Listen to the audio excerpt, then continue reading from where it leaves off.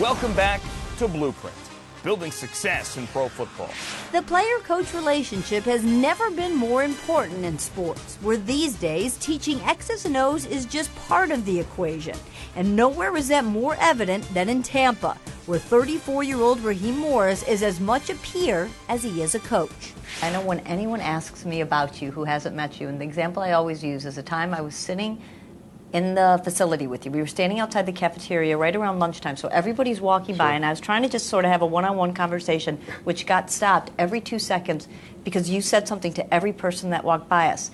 1 through 53 players, it didn't matter if they were starter or not, the cafeteria workers, the trainers, and it wasn't just you saying, hey man, but there was something that you connected with each person as they walked by. I think that's an important part of being a coach, and how you connect with everybody. Our cafeteria people, they help us win.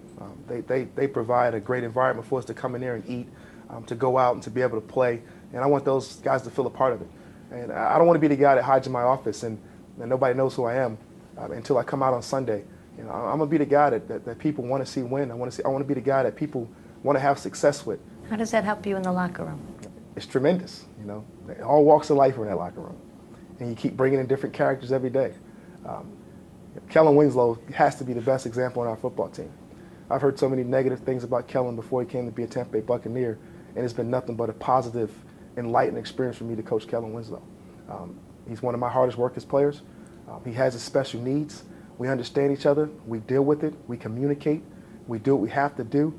And I love to watch him play, and he loves to play for us. And he goes out every day and gives us everything he has. And he wears his emotion on his sleeves. He'll tell you how much he loves you during the game, after the game, in the off season, via text, whatever the case may be.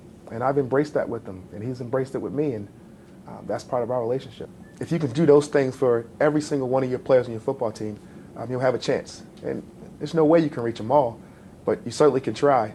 And the more and more you get, the more and more you get to, that's how those championship teams are developed, I believe. While Raheem has been a mentor to his players, in 8 seasons Marvin Lewis has played father, especially to some players who play the game along with playing football. But I think some of the guys have taken their abilities and so forth and kind of promoted another side of their lives.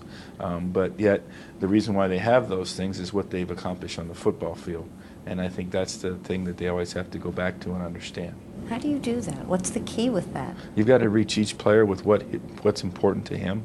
And I think you got to, it's not necessarily always a blanket thing. But I think also, more importantly, I think it comes within the leadership of the rest of your football team. So you want to have a hard-working atmosphere, that the team is most important. It's got nothing to do with I or me.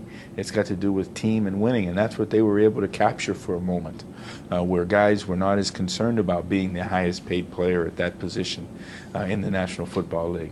They were concerned with their football team being the best football team in the National Football League. I just picture you saying that to Chad and go, really? Well, at some point, when he's later in life, he'll figure that out.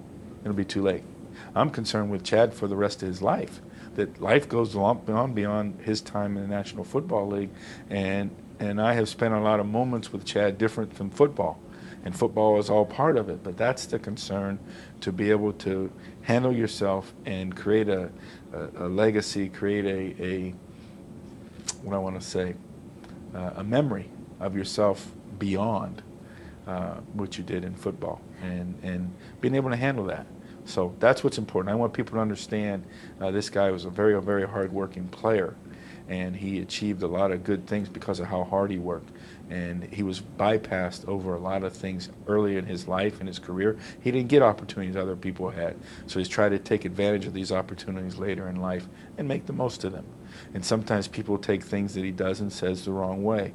But as long as he's doing them the right way and taking care of the things he's supposed to take care of, you feel good about it. And I just want him to keep doing it that way and make sure he understands how privileged he is to do what he's been able to do.